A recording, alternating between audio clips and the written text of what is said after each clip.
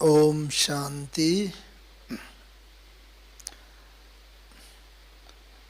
एक बार हम सब लोग मिलकर उस रीति से ओम शांति बोलेंगे जैसा हम सब ने सुना है यज्ञ में बोला करते थे।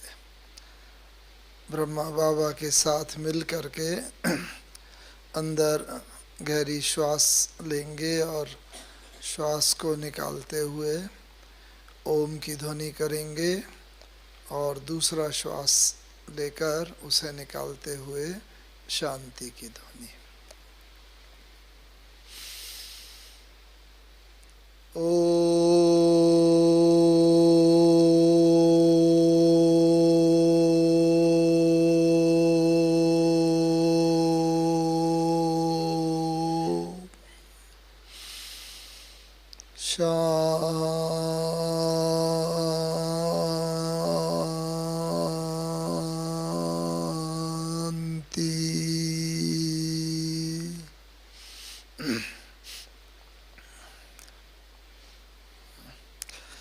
ये संसार,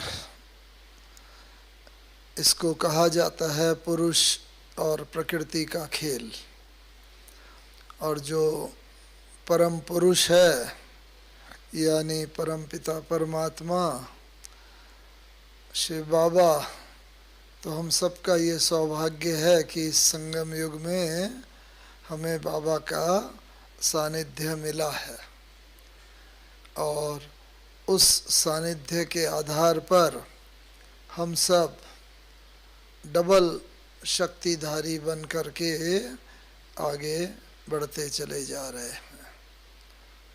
मुझे सुधीर भाई ने कहा था कि आप कुछ ब्रह्मा बाबा के संस्मरण भी इसमें ज़रूर बीच में सुनाना।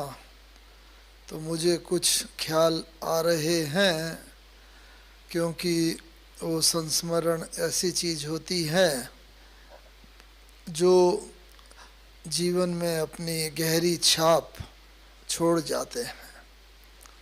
आप सब ने पांडव भवन तो देखा ही है, और पांडव भवन के हिस्ट्री हॉल में क्लास होती थी तो ब्रह्मा बाबा आते थे। ऐसे 3 संदलियाँ रखी होती थीं और एक पहली संदली पर बाबा बैठते थे और दूसरी बीच वाली खाली रहती थी, और तीसरी वाली पर जब मामा थे तो मामा बैठा करते थे, नहीं तो भाई बहन आके अपने अनुभव सुनाया करते थे। तो अब परम पुरुष, हाँ, शिव बाबा परम पिता, तो उसकी नज़रों में तो सभी बच्चे बच्चियां ही हैं।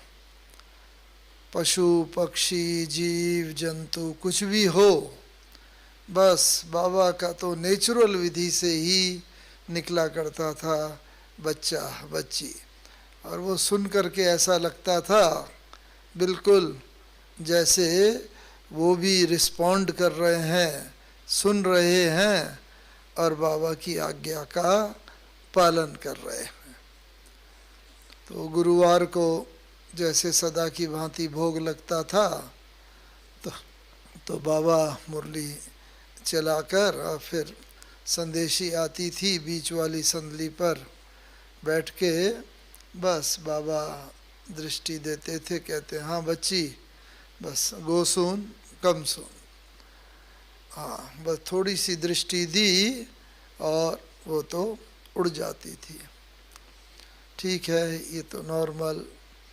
उसके बाद क्या होता था, भोग लगता था, वो बाबा को भोग लगाती थी और संदेश फिर नीचे आती थी और उसके बाद संदेश सुनाती थी। और फिर बाबा क्या करते थे, वो विशेष सुनने की बात है कि भोग की थाली बाबा ली और उसे खोला और उसमें जो चीज़ होती थी, डिब्बियाँ होती थीं, और भोग में मानो जैसे हलवा है या कुछ है, तो खोला, थोड़ा बाबा हथेली पर रखते थे और हथेली पर रख के बाबा कहते थे, हाँ आओ बच्ची, आओ बच्ची, लो आओ, आओ बच्ची। तो देखो सब देखते थे किसको बुला रहे हैं, संदेशी तो बैठी ही है बगल में ही और बाकी तो सामने क्लास होती थी। किसको बुलाते थे? एक चिड़िया होती थी, तो छोटी सी चिड़िया बस वैसे कहीं नहीं दिखती थी, लेकिन हर गुरुवार को वो ज़रूर आ जाती थी।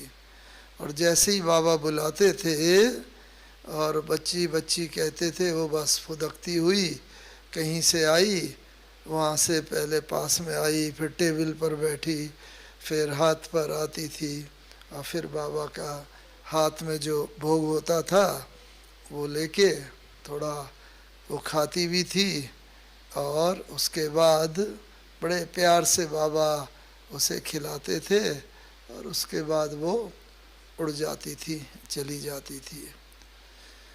तो देखो भगवान जो है ना, उसके लिए तो सभी जैसे कि बच्चे, और जैसे ही बाबा बुलाते थे दिखती कहीं नहीं थी और वहाँ से वो आ जाती थी। तो एक तो ये बड़ा आश्चर्य सब के लिए बाबा की नज़र कैसी थी, बच्चा बच्ची। खैर चिड़िया तो एक हार्मलेस प्राणी है, कोई डेंजरस नहीं है, तो इसीलिए कोई भी कहे वो आ जाती है, कोई बात नहीं। लेकिन हमने वो भी दृश्य देखा कि जहाँ आजकल पांडवन में उधर डिस्पेंसरी वगैरह है ना, तो उधर एक सांप निकला। हाँ, और सांप आ रहा था और कुछ भाई लोगों ने देखा, डंडे से उसका फन पकड़ करके उसको दबा दिया जिससे वो इधर उधर न जा सके। उधर से बाबा रोज किचन का चक्कर लगाते थे, किचन का चक्कर लगा के बाबा आ रहे थे। तो कहा कि बच्चे क्यों भीड़ लगा रखी है, कि बाबा ये सांप है, आप थोड़ा दूर रहो। और ये तो बाबा ने कहा, रे रे तो क्या कर रहे हो बच्चे को, हाँ बच्चे को मारना नहीं। बाबा ये तो सांप है और बड़ा फुंफकार रहा है, इधर से उधर दौड़ रहा है। कि नहीं नहीं बच्चे, उसे बिल्कुल नहीं, बच्चे को कोई तकलीफ़ नहीं दो। और बाबा के मुंह से कोई भी हो, जैसे बच्चा बच्चा ही, बच्चा बच्ची ही निकलता था। और उसके बाद बाबा ने कहा एक हांडी लाओ, मतलब मटकी जैसी, तो लाई गई। तो बाबा ने कहा, एक भाई होते थे पहले बलदेव भाई करके जयपुर में, अभी तो नहीं है वो, तो वो उस समय वहाँ पर होंगे। तो उनको कहा कि बच्चे इसे पकड़ करके पीछे से और इस हांडी में डालो और इसका मुंह बंद करके जंगल में छोड़ाओ, इसको नुकसान नहीं करना, मारना नहीं। तो सबने कहा बाबा ये तो भाई सांप है और डसेगा, किसी को तकलीफ़ देगा। कि नहीं नहीं बच्चे। और वो भाई थोड़ा हिचकिचा रहे थे, तो बाबा ने कहा हंसी, अरे कोई बात नहीं, बाबा पकड़ता है देखो। बाबा ने एक कदम आगे बढ़ाया तो सबने रोक दिया बाबा को, नहीं नहीं बाबा आप नहीं, हम लोग पकड़ लेंगे। फिर उन भाई ने पकड़ा, उसे हांडी में डाला और उस बिल्कुल जैसे एकदम शांत, बाबा शांति में खड़े उसे जैसे देख रहे थे, जैसे दृष्टि दे रहे हों। और पहले वो इधर उधर इतना भाग रहा था, फुफकार रहा था, और जैसे ही बाबा ने दृष्टि देनी शुरू करी बिल्कुल शांत हो गया। उसके ऊपर से भाइयों ने डंडा हटाया भी और फिर उसको बिल्कुल शांत उसको पकड़ा, उसमें डाला, ऊपर से बांधा और उसे फिर छोड़ा है। भाव क्या है कहने का, कि जो बाबा ने किया और करके दिखाया वैसी फीलिंग हम बच्चों में होनी चाहिए। जो अक्सर बाबा कहता है रहम दिल दाता, रहम दिल बनना, इसका ये मतलब नहीं, मतलब भाव क्या है रहम दिल का, कि हर एक प्राणी, पशु पक्षी जीव जंतु, हर प्राणी के प्रति हमारी रहम की दृष्टि हो जैसे बाबा की। और जब तक उनको कोई नुकसान नहीं पहुंचाते तब तक वो जैसे नुकसान करते भी नहीं। तो ऐसे ऐसे तो बहुत उदाहरण होंगे, मैं कुछ आपके सामने रखूँगा। तो ये बाबा अक्सर करके अभी भी मुरली में आता है, बच्चे जीवन कहानी अपनी लिख करके दो। अगर जीवन कहानी लिख करके बाबा को दी तो क्या होगा, क्या होगा, आधा माफ हो जाएगा। देखो इससे बढ़िया कंसेशन क्या हो सकता है।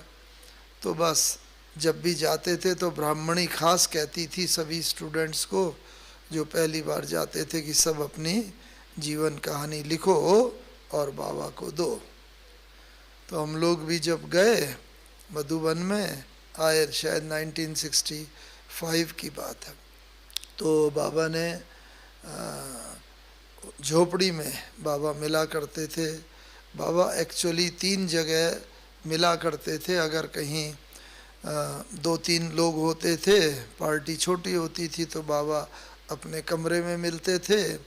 अगर थोड़ी ज़्यादा होती थी, 6-7 होते थे, 5-6 तो झोपड़ी में, और अगर और भी बड़ी 12-15-20 हुए तो हॉल में, हिस्ट्री हॉल में। यही 3 जगह होती थी। तो हम लोग तो कुछ ही लोग थे, 2-3 लोग, तो हिस्ट्री वहाँ पर बाबा की झोपड़ी में मिल रहे थे उधर। तो बस बाबा की देखो क्या विशेषता थी कि कोई भी पोता मेल बाबा देखते थे, जीवन कहानी देखते थे, कुछ भी हो, कितनी बड़ी हो, 10 पेज हो, 15 हो, 20 हो, कुछ भी हो, बस बाबा यूँ इतना जल्दी पलटते थे। और जहाँ पर कुछ मिस्टेक होती थी या कुछ शिक्षा देनी होती थी, बस बाबा के नज़र वहीं जाती थी और वहीं पर ही पेन टिक करके बाबा तुरंत पूछते थे। तो ये बड़ी ब्यूटी थी, जिससे टाइम भी बिल्कुल बच जाता था, टाइम भी नहीं, और बाबा का दृष्टि भी पड़ जाती थी और करेक्शन भी मिल जाती थी। तो बस हमें याद है इस जीवन कहानी, तब तो हमारी उम्र लगभग 16-17 साल की थी। तो उस वक़्त वहाँ पर बाबा को कि बाबा ने कुछ प्रश्न वगैरह पूछ करके तो कहा कुछ नहीं बच्चे, छोटी मोटी बात है, कोई भी वो नहीं है, बहुत अच्छा है, अच्छा ठीक है। बाबा का खास लक्ष्य होता था पवित्रता के ऊपर, कुमार हो, कुमारी हो, अदर कुमार हो, बस सब पूछ करके बाबा सब देख करके सब ठीक है बच्चे, बस ये पूछो बताओ कि पवित्र हो ना, हाँ बाबा। तो बस फिर उसके बाद बाबा का कुछ नहीं, मेनली बाबा को उसमें कुछ बताना होता था तो बताया करते थे। तो ये जीवन कहानी का उसका असर ये होता था, अपने आप ही महसूस होता था कि हम जैसे बहुत बहुत हल्के हो गए। कोई भारीपन वैसे नॉर्मल लाइफ में अगर कोई विक्रम नहीं किया हो, मेजर विक्रम, तो नहीं महसूस होते हैं। लेकिन बाबा का पूछने का भाव यही रहता था कि बच्चे अगर कोई ऐसी बात है तो बाबा को बता दो। तो ये जब बताने की बात होती थी, पूछा जाता था, तो उसके बाद फिर बाबा बहुत फ्री हो जाते थे। उसके बाद बाबा के साथ घूमने जाना भी होता था, कभी सड़क पर, कभी टेनिस भी बाबा के साथ खेलते थे, बैडमिंटन खेलते थे। और इस तरीके से बाबा बच्चों को सब दिखाया करते थे। हम लोग सोचते थे हम लोग तो अभी बिल्कुल यंग हैं, बाबा ले जाते थे, देखो ये स्टोर है, यहाँ पर ये किचन स्टोर है, यहाँ पर कोई आते हैं, पार्टियाँ ठहरती हैं, सब कुछ बाबा एक एक चीज़ बताते थे। क्यों? बाबा से पूछते थे, बाबा हाँ बहुत अच्छा, हम लोग बच्चे पता है बाबा क्यों बता रहा है? तो हम लोग देखते थे, अटेंटिव हो जाते थे कि आप बच्चे मालिक हो यज्ञ के, आप बच्चों को ये यज्ञ को संभालना है, इसीलिए बाबा आप बच्चों को ये सब बात बता रहा है। देखो बाबा की कितनी ऊंची भावना रहती थी। और उस समय संभालने की तो बात क्या, खुद ही पढ़ाई करते थे, खुद ही कोई कमाई नहीं थी, कमाना नहीं, लेकिन बाबा का ऐसी दृष्टि वृत्ति होती थी कि ये बच्चे ही हैं जिनके द्वारा मुझे नई सृष्टि का निर्माण करना है। ये होता था। और क्या बाबा के साथ देखते थे कि जब बाबा ना जब बच्चों को हर चीज़ का अनुभव कराता था। हमें याद है कि हमारा ट्रेनिंग, हम इंजीनियरिंग में पढ़ते थे उस समय, जब ज्ञान में इधर आए थे तो वहाँ से हम लोगों का टूर गया था दूर, पूना, खड़गपुर वगैरह अलग अलग जगह। और एक बार जब बड़ौदा में थे तो वहाँ पर सेंटर नहीं था उन समय, सेंटर बाद में खुला। ये सेंटर जब खुला, सेंटर नहीं था तो वहाँ पर भटनागर जी जो पुराने हैं वो जानते होंगे, जिनके भाई प्रेम भाई भी थे और भटनागर जी एयरफोर्स में थे, वो थे। तो उन्होंने एक प्रदर्शनी लगाई थी। तो प्रदर्शनी लगाई तो प्रदर्शनी में समझाने के लिए, क्योंकि सेंटर तो था नहीं, जो भी 2-4 भाई बहन आते थे वही सब समझा रहे थे। और उनमें एक फॉरेन की कहीं से पार्टी आ गई, करीब 12 के करीब। उसमें सब इंग्लिश समझने वाले थे, हिंदी वाले या दूसरी भाषा के कोई थे ही नहीं। तो वो जब आए उन्हें तो उन्होंने बिना पूछे ही हमें दे दिया समझाने के लिए कि भाई ये समझाएंगे आपको। अब हमें तो समझाने का बिल्कुल अनुभव नहीं था, और वो भी इंग्लिश में पूरा का पूरा समझाने का। तो हम अंदर गए, जो एक थोड़ा प्रदर्शनी के पास स्टडी रूम वगैरह, बस बाबा को याद किया। बाबा आप कहते हो कि जब आवश्यकता होती है और मैं देखता हूँ कि समझाने वाला बुद्धू है और समझने वाली पार्टी अच्छी आई है, तो मैं प्रवेश करके समझाता हूँ। तो बाबा आज आपको ही ये करना है, मुझे तो इसका अनुभव नहीं। वाकई अनुभव भी नहीं था बिल्कुल इंग्लिश में उस वक़्त समझाने का। तो वो आए और उनको समझाना शुरू किया, और बाबा को याद करके तो सच क्या वंडर महसूस किया कि इतना फ्लो से जैसे बाबा समझा रहा है, अब बिना सोचे, और इतना फ्लो निकला जा रहा है सारा का सारा। करीब 40 मिनट तक, 45 मिनट तक उन सब पार्टियों को समझाया, और सब लोग भी देख रहे थे। और हमें खुद आश्चर्य हो रहा था कि अरे ये कैसे हम समझाए जा रहे हैं। बिल्कुल बाबा ने बहुत अच्छी तरह उस पार्टी को समझाया। उसके बाद वो पार्टी समझ करके चली गई। फिर 1-2 दिन के बाद वो पार्टी दूसरी पार्टी को लेकर के आई और इंग्लिश में समझाने। तो अब देखो बाबा दोनों तरीके के अनुभव करवाता है।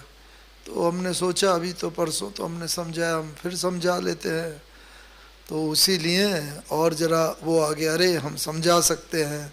जो बाबा कहता है ना, अहम आ जाता है या वो। तो शुरू किया तो फुस गाड़ी चली नहीं। थोड़ा सा समझाया, फिर कोशिश करी, फिर समझाने की, फ्लो ही ना बने, आए ना समझाना। तो फिर बाबा को ना, क्योंकि उस दिन तो ना अपने को जैसे बाबा कहता है ना, जब बच्चे ये समझते हैं हाँ मैं सेवा कर रहा हूँ, तो बाबा भी साक्षी हो जाता है, साथी नहीं रहता। और बाबा को साथी लेकर के अगर चलो तो बाबा साथी बन करके पूरा। तो ये प्रैक्टिकल का अनुभव है हमारा, आप लोगों ने भी करा होगा। कभी भी कोई बात हो, अगर बाबा साथ में होता है तो वो बाबा किस तरीके से करवाता है। अभी ज्ञान सरोवर में वो हुआ कि सिल्वर जुबली जनवरी में थी। तो वहाँ पर हमें ये ड्यूटी दी गई थी, और उस डेट तक हमें ये बनाना था सोविनियर उसका। तो बहुत कोशिश कर रहे थे, लेकिन वो उतना नहीं बन पा रहा था। और तभी हमारी कुछ तबीयत ख़राब हो गई, अहमदाबाद हॉस्पिटल में दिखाने जाना हुआ। तो बस बहुत हमने कोशिश करी, लेकिन वहाँ पर जा कर के ना वो डॉक्टर इतना कि भाई आप चाहो आराम से यहाँ पर 1 हफ्ते में ये, मैंने पूछा ये काम कर सकते हैं?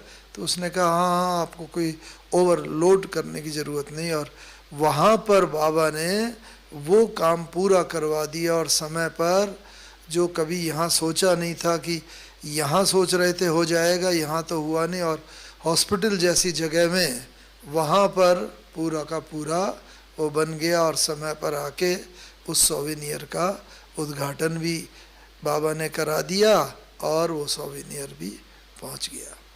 तो देखो बाबा जो है, अगर हम बाबा पर छोड़ देते हैं, कई बार ऐसी बात होती है, तो बाबा करन करावन हार वैसे है।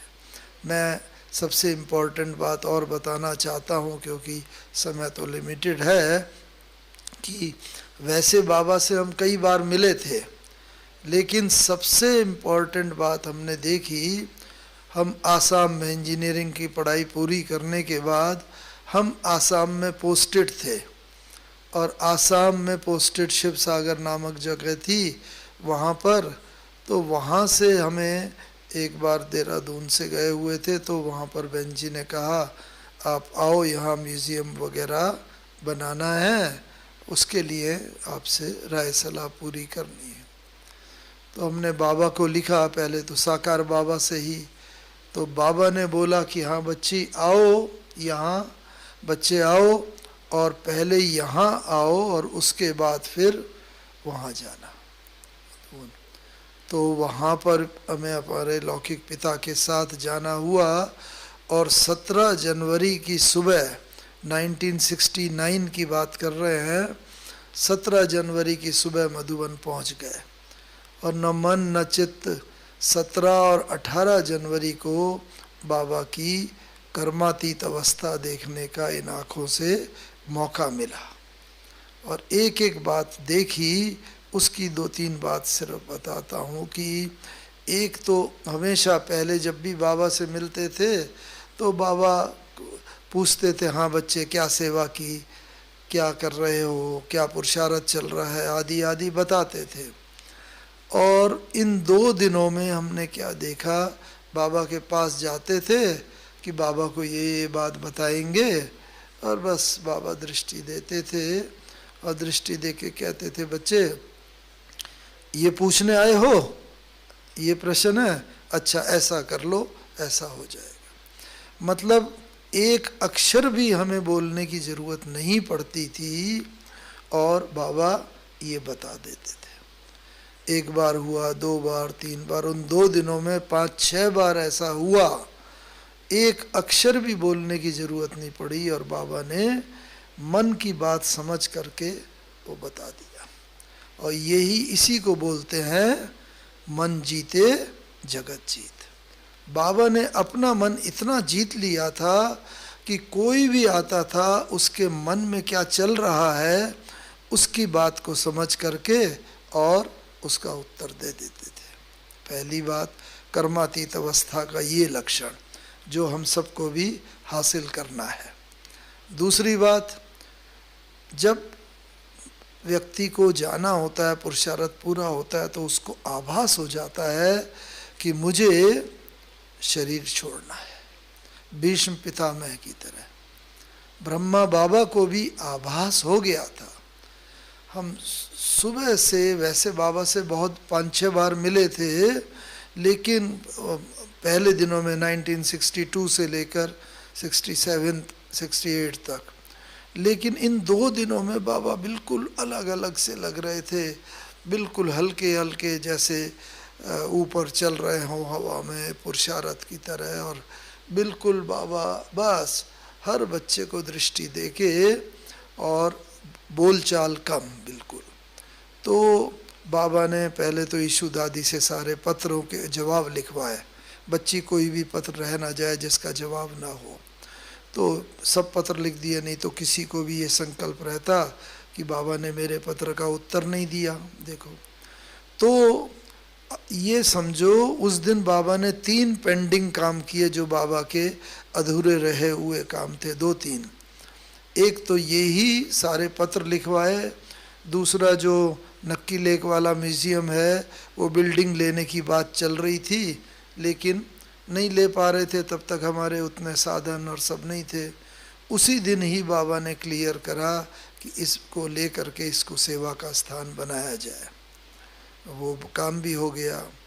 और तीसरा काम, रोज़ रात को क्लास मधुबन में 8:45 9 बजे होती है, लेकिन उस दिन बाबा ने कहा जमुना प्रसाद भाई को कि आज बाबा क्लास जल्दी 7 बजे कराएगा, तुम सबको बोल दो और सब भोजन करके क्लास में आए।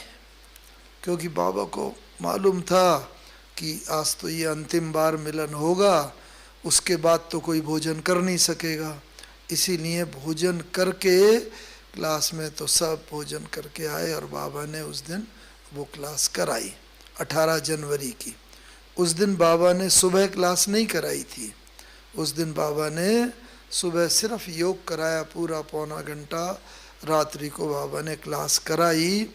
और सबसे बड़ी बात यह कि ठंडी के दिन थे, जनवरी का महीना, बाबा की तबीयत भी ठीक नहीं थी, लेकिन उस दिन बाबा को एक बार भी खांसी नहीं आई। वो 17 की रात को भी कई बार खांसी आई, 18 की सुबह भी, दिन में भी। सब ने कहा बाबा आज आप आराम कर लो, नहीं आओ, नहीं बच्ची आज सुबह भी क्लास नहीं कराया तो बाबा ज़रूर बच्चों के पास जाएगा। तो जब कर्म भोग जो होता है उसके ऊपर हमारा योग बल संपूर्ण रीति से विजय प्राप्त कर लेता है, तो इसीलिए कोई भी शरीर की भोग ना शरीर को कष्ट नहीं देती। तो उस दिन एक बार भी बाबा को खांसी नहीं आई, और एक बार भी बिल्कुल बाबा ने इतनी फ्लोलेस मुरली चलाई, इतना बिल्कुल कि सबको बड़ा आश्चर्य हो रहा था। और सबसे बड़ी बात ये कि हम भी सामने बैठे हुए मुरली सुन रहे थे 18 जनवरी की रात्रि क्लास। तो हमारे मन में एक संकल्प आया कि क्या ही बढ़िया हो कि बाबा अगर कुछ हमारे लिए बोले। अभी भी ना होता है ना, कभी भाई बाबा अव्यक्त बाप दादा आते हैं, बाबा के हाथ से टोली मिल जाए, बाबा के हाथ से भाई बाबा की दृष्टि मिल जाए, आदि आदि। तो उस दिन जैसे ही बस हमारे मन में संकल्प आया और तुरंत ही बाबा तक पहुंचा होगा, क्योंकि बाबा तो कर्मातीत था, और कर्मातीत माने दूसरे के मन की बात को तुरंत दूर से ही पहचान ले। और बस भक्ति मार्ग में भी क्या होता है, भक्त कोई इच्छा करता है तो भगवान के मुंह से एक ही बात निकलती है, कौन सी? हाँ, तथास्तु। बस तो बस तुरंत ही हमारे मन में संकल्प आया और बाबा ने तुरंत ही नाम ले करके उसमें हमारे लिए 4-5 महावाक्य बोल दिया 18 जनवरी की रात्रि क्लास में। तो बात ये है कि जब ये होता है कोई भी बात तो बाबा तक पहुंचती है। तो अभी भी हम ये सोचें, भले साकार में चाहे हमारे सामने नहीं, हम अगर मन में कोई दृढ़ संकल्प करते हैं तो बाबा तक पहुंचता है, और पहुंचता ही नहीं, वो बाबा पूरा भी करता है। इसीलिए बाबा बैठा है। ओम शांति, ओम शांति। ऐसे तो बहुत ज़्यादा लंबे हैं, लेकिन अभी समय की बात है।